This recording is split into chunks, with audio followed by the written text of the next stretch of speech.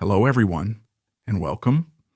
Today we'll be walking through the life and career of Merle Haggard in chronological order, paying special attention to the professional steps he took along the way. Many listeners remember him for honest songs about working-class struggles and second chances. Even now, older fans can recall how his music carried a raw feeling that connected with everyday life. Let's begin with where it all started, then move year by year through the highs, lows, and lasting influence he left on country music. Merle Haggard was born on April 6, 1937 in Oildale, California, to parents originally from Oklahoma. They had lost their farm in a fire during the Great Depression, so the move west was supposed to be a new start. His father, James, remodeled a boxcar into a makeshift home where Merle spent his earliest years. Tragically, James died of a brain hemorrhage in 1946 when Merle was 9. That loss affected Merle deeply, leaving his mother, Flossie Mae, to raise him on her own. She worked as a bookkeeper, but Merle often felt adrift without a father figure to guide him. During his teens, he became a bit rebellious. By 13, he'd been caught for shoplifting and check forgery. Over the next few years, stints in juvenile detention became familiar. He tried running away to Texas with a friend, hitchhiking and riding freight trains. Sometimes authorities blamed him for robberies until the real culprits were found. Although these incidents reflected a turbulent youth, Merle also discovered a spark of possibility. He taught himself guitar, imitating Bob Wills, Lefty Frizzell, and Hank Williams. When he was out of trouble, he'd work menial jobs, like driving a potato truck or cooking at short-order diners, and occasionally played music for tips in local bars. These early struggles shaped his later songwriting, where prison themes and regret over poor decisions often appeared. In 1957, Merle tried to rob a roadhouse in Bakersfield and was caught. After an escape attempt, he landed in San Quentin prison by early 1958. This would mark the turning point that ultimately led him toward music as a career. Prison life at San Quentin nearly broke him, and Merle even considered escaping again. However, witnessing the harsh reality of death row inmates forced him to reconsider his choices. While at San Quentin, Merle joined the prison's country band and drew fresh inspiration from a 1960 Johnny Cash concert, Behind Those Walls. Cash sang Folsom Prison Blues, and Merle saw that maybe music could be a way out. Released later in 1960, Merle left prison behind, determined to try singing full-time. He started off digging ditches for his brother's electrical business, but soon enough was performing local gigs and traveling along the budding country circuit, in and around Bakersfield. Fresh out of San Quentin, Merle first recorded a few singles under the Tally Records label. At the time, Bakersfield was becoming a hub for a raw, more direct style of country, often called the Bakersfield Sound, which stood in contrast to the smoother Nashville approach. Merle's earliest track for Tally, Singing My Heart Out, didn't sell much, only pressing about 200 copies. However, he picked up steam, performing at clubs and festivals in the area. In 1962, he found an opportunity at a Wynn Stewart show in Las Vegas, where he heard the song Sing a Sad Song. Merle recorded his version, and it became a national hit by 1964. Around that period, he also struck up a close working relationship with producer Ken Nelson. Nelson took a hands-off approach, letting Merle handle creative decisions. Merle's criminal record and prison background were not widely publicized, though many in his circle knew of it. Audiences focused more on his earnest singing style than on his past. His first top 10 record, My Friends Are Gonna Be Strangers, landed in 1965, propelling him into the spotlight. The foundations of his style were already clear: straightforward vocals, a tight band, and songs drawn from real-life experiences. By 1965, Merle had made inroads into mainstream country radio. He met and married singer Bonnie Owens, who joined him on stage as a backup vocalist. In 1967, he recorded I'm a Lonesome Fugitive, inspired by personal regrets and also penned by songwriter Liz Anderson. Unknown to Anderson at the time, Merle's prison stretch made the song even more personal. It became Merle's first #1 single, truly launching him onto the national scene. Journalists started drawing parallels between the outlaw vibe in his music and real episodes from his life. That same year, he released the album Branded Man, which kicked off a strong run of commercial and artistic hits. Merle's band, The Strangers, included skilled players like Roy Nichols on Telecaster and Ralph Mooney on steel guitar, giving Merle a distinct, edgy sound. At concerts, audiences responded to the honesty in songs like Branded Man and Sing Me Back Home. The latter became a favorite for many fans, pairing a reflective melody with themes of loss and redemption. As the 1960s neared an end, Merle was already a notable name, often praised for capturing the struggles of the working class and those who'd hit hard times, something he knew firsthand. In 1968 and 1969, Merle recorded multiple hits, including Mama Tried, The Legend of Bonnie and Clyde, and Hungry Eyes. Critic Andy Wickham of Rolling Stone observed how Merle's ability to speak directly to everyday hardships made him beloved by fans who saw themselves in his lyrics. The real flashpoint came with the release of Okie from Muskogee in 1969, a track that soared to the top of country charts. On the surface, it celebrated the small-town American values of Middle America, pushing back against the rebellious, anti-war attitudes of the era. Some believed it was a satire. Others took it as a conservative anthem. The song sparked debate across the country, especially among college students and war protesters. Merle would later offer varied explanations, noting that part of him empathized with veterans who felt criticized by anti-war demonstrations. A follow-up single, The Fight Inside of Me, arrived in 1970. Merle's record company released it against his initial reservations, and the song doubled down on themes of pride in American traditions and a dislike of counterculture movements. This stance led many to label him a spokesman for a silent majority, although Merle's views were never as simplistic as they seemed. Over time, he sometimes admitted he'd changed his mind on issues like marijuana legalization and recognized that some lines in Okie from Muskogee were more about personal frustration than a grand political stand. Despite controversies, the track cemented his place as a central figure in country music. Amid strong sales and big concerts, Merle showed another side by recording a tribute to the best damn fiddle player in the world in 1970, honoring Bob Wills. This project revived the Western swing style and reminded fans that Merle was a student of classic country traditions. It also displayed his willingness to step beyond straightforward honky-tonk songs. People recognized that, in addition to writing hits about the present, Merle valued the country's history enough to resurrect older forms for new audiences. In 1972, then California Governor Ronald Reagan granted Merle a full pardon for his past crimes.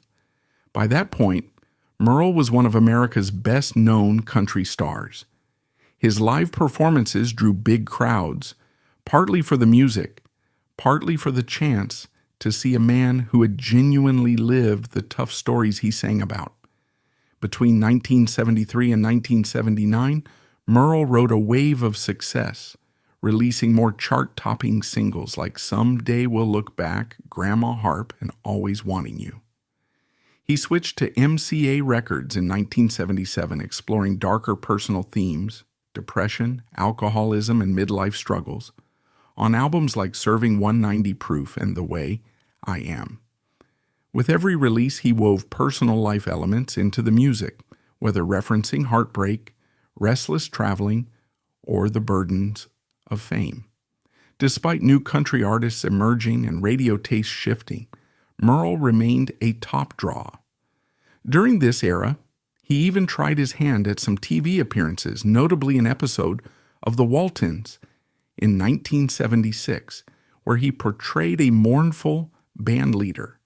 His autobiography, Sing Me Back Home, arrived in 1981, giving fans direct insight into how prison, family, and sudden celebrity impacted him.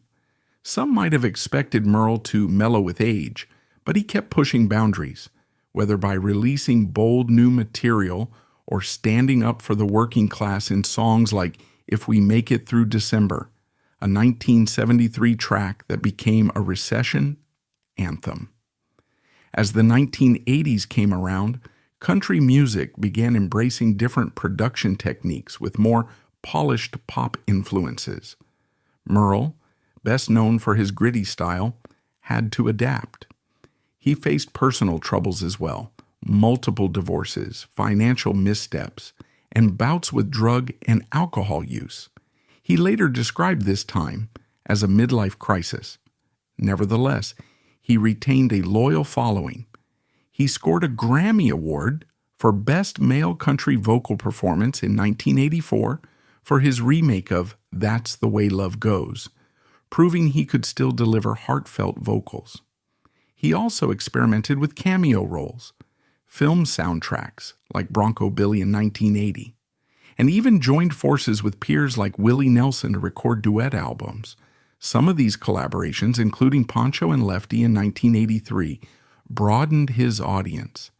However, chart hits became scarcer, and by the late 1980s, new stars such as George Strait and Randy Travis dominated the airwaves. Merle's final #1 single, Twinkle, Twinkle Lucky Star, appeared in 1988, wrapping up an extraordinary run of mainstream success. During the 1990s, Merle wrestled with decreasing radio play and money woes. Record labels grew uncertain about investing in older country artists, especially ones known to speak their minds. A small controversy arose in 1989 when Merle recorded Me and Crippled Soldiers' Give a Damn in response to the Supreme Court's ruling on flag burning. After a label hesitated to release it, he parted ways and joined Curb Records, demonstrating once again that he was ready to fight for creative independence. Despite these challenges, Merle's name still carried weight in live venues where longtime fans would come to hear timeless songs. People recognized his authenticity in a music world that was trending more toward slick production. Though he might have felt overshadowed, he stayed active on the touring circuit, playing smaller clubs or festivals that celebrated traditional country. Entering the 2000s, Merle signed with the independent label Anti, releasing If I Could Only Fly in 2000. Critics praised the album for its spare, emotionally direct sound, seeing it as a partial return to the style that made him famous. He followed up with Roots, Volume 1 in 2001, featuring covers of Lefty Frizzell, Hank Williams, and Hank Thompson songs, along with a few originals. His band, The Strangers, backed him with a no-frills approach recorded right in Merle's living room. Fans and reviewers welcomed these works, sensing that Merle remained a torchbearer for old-school country sincerity. He also wasn't shy about standing up for fellow artists. When the Dixie Chicks were blasted for criticizing President George W. Bush and the Iraq War, Merle publicly defended their right to voice opinions, stating it reminded him of times when he'd been pressured to keep quiet. This stance underlined Merle's consistent belief in individual expression, even if it ruffled certain groups. As Merle aged, health problems loomed. He underwent lung surgery in 2008 after a cancer diagnosis, yet returned to the stage within a couple of months. Over the next few years, he fought recurring bouts of pneumonia, each hospitalization forcing him to delay or cancel concerts. In 2010, he released the album I Am What I Am, reaffirming his identity as a blunt, down-to-earth songwriter. Appearances on shows like The Tonight Show with Jay Leno showcased an older Merle, still capable of resonant performances.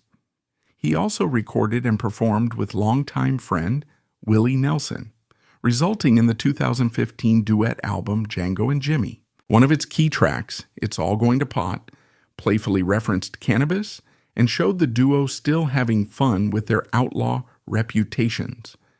Around this time, Merle gave interviews reflecting on his life, often mentioning how grateful he was for fans who'd stuck around.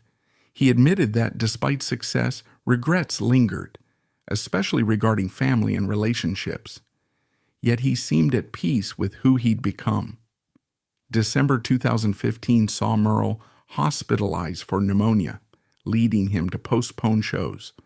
Although he briefly improved, pneumonia returned in March 2016.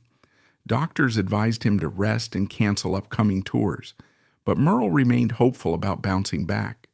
Friends described him as tired, yet still determined, occasionally picking up a guitar to work through new ideas.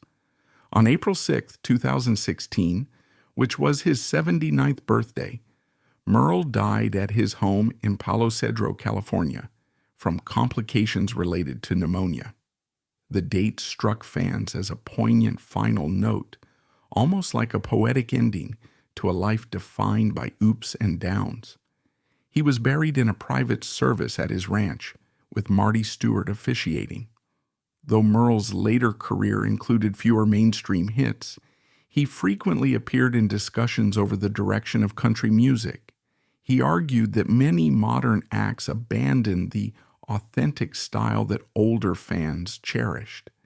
Critics sometimes labeled him outdated, but others saw him as a vital voice cautioning the genre not to lose its historical soul.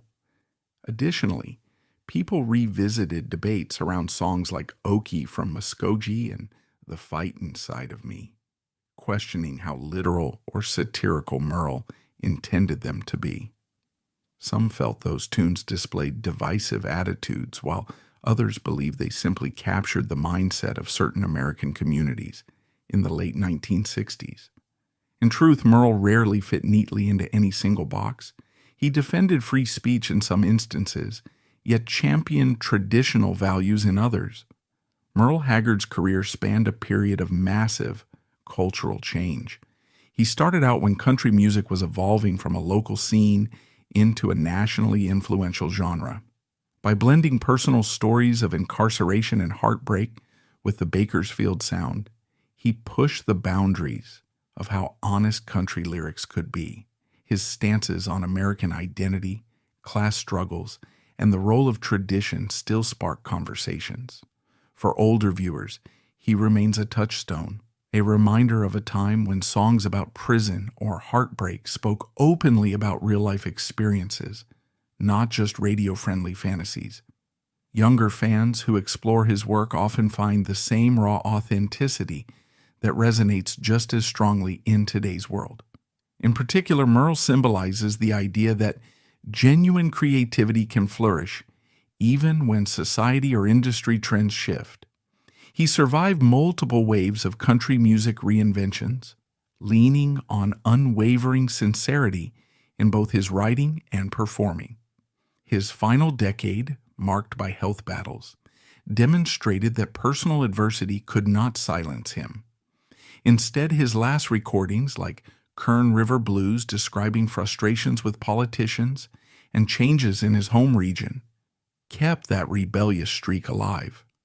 For many, he stands as a living chronicle of country music's core values: direct lyrics, unvarnished instruments, and the fearless expression of human emotions. Merle Haggard's life and career, traced here from a turbulent youth to chart-topping success, then through later health struggles, leave us with lessons about resilience and personal authenticity. He never claimed perfection. His multiple marriages, financial troubles, and political controversies prove that. But in facing those trials, he gave country music some of its most enduring anthems. Even in his final years, when pneumonia plagued him, he refused to fully quit, underscoring a commitment to fans and to the music he loved. For older listeners, remembering Merle means recalling an era of heartfelt country songs that spoke to working folks without sugarcoating reality. For younger audiences, he offers a roadmap for how an artist can stay true to personal roots in a rapidly changing industry. On the day he died, his 79th birthday, Merle left behind a body of work that continues to inspire. May his journey remind us that strong storytelling can emerge from personal hardship, and that songs have the power to bring people together across generations. Thank you for joining me in this. Look back at the enduring story of Merle Haggard, a man whose honest voice still rings through speakers and hearts everywhere.